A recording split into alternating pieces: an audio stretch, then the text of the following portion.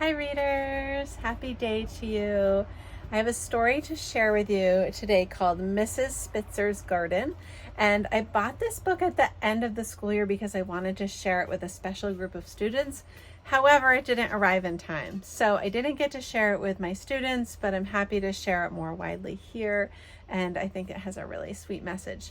Before I read it, I want to tell you that I see that the author's name is Edith Pattou, and I looked in the back of the book to learn more about her because I'm always curious about authors. And it says that Edith Pattou originally wrote this book as a gift for her daughter's kindergarten teacher.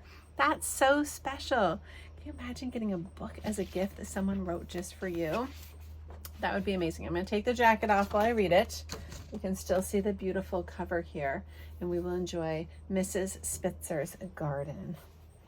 I love this hand-drawn picture at the beginning, and I wonder if the author's daughter made this picture to be part of the book for her kindergarten teacher. Mrs. Spitzer's garden.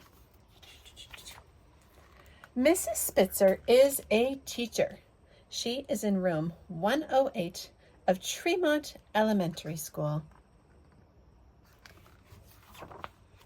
Inside room 108, there are 6 tables, 4 circles, and 2 rectangles. There is a rug in one corner and a real hopscotch and checkerboards worn in bright colors. There is also a size chart, a birthday chart, a gerbil in a cage, a housekeeping and dress-up area, a row of 22 pegs for coats and backpacks, and in another corner, Mrs. Spitzer's desk. Have you seen some of those things in a classroom before? Definitely. At the end of the summer, Mr. Merrick, the principal, walks down the hall to Mrs. Spitzer's room and gives her a packet of seeds. Mrs. Spitzer consults her calendar and plans her daily schedule. She checks her tools. Are you wondering what kind of seeds she was given and what she's going to do with them? She makes sure the soil is right, light, and well drained with plenty of room for sprouting. Then Mrs. Spitzer plants the seeds. She goes. It looks like maybe she's planting them at the school, because there's the welcome sign and the bell up top, which is a old symbol, or it's a symbol of a schoolhouse, because schoolhouses used to have bells like that to let the students know when to come to school. She waters them, the seeds, feeds them, and makes sure they get plenty of sun. I'm trying to figure out what these creatures are flying above her. The seeds begin to sprout. Look how much sunshine they're getting. Sunshine is like magic. As the plants grow, Mrs. Spitzer watches them closely. She checks daily for weeds and pests. Get out of here, pests.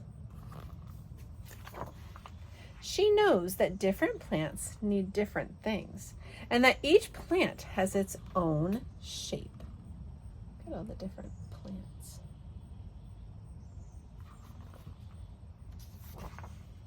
Some of the plants grow quickly, pushing upward, eager and impatient.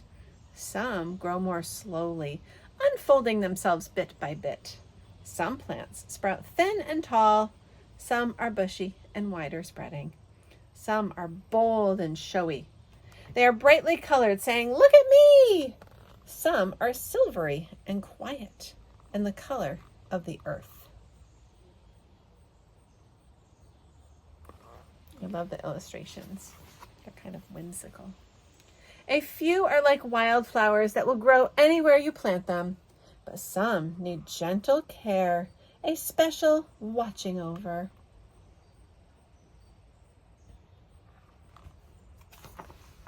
As the seasons change, Mrs. Spitzer tends to her garden. What season do you think it is now? Yeah, I think it's autumn or fall. Those pumpkins are a good clue. And then the year is over and her job is done. Maybe everything has been harvested. But the plants will keep growing, uncurling their stems, stretching their leaves outward, and showing their faces to the sun. Flying away. This is my favorite picture. Mrs. Spitzer puts away her tools, her daily calendar, and her plan book. Soon another year will start, and Mr. Merrick will once again walk down the hall with a packet of seeds for Mrs. Spitzer. She will dust off her tools and till the soil. I think this is her classroom at the end of the year versus the beginning of the year. And look at what's up here. I think we've seen some of those similar pictures throughout the story. And a new garden will begin to grow. What are those seeds? I think maybe those are student seeds. She plants the student seeds and she tends them very carefully, and she knows they're all different. She takes the best care of them. I hope you enjoyed this special story about a very special teacher, and I hope you have a great reading day. Bye, readers.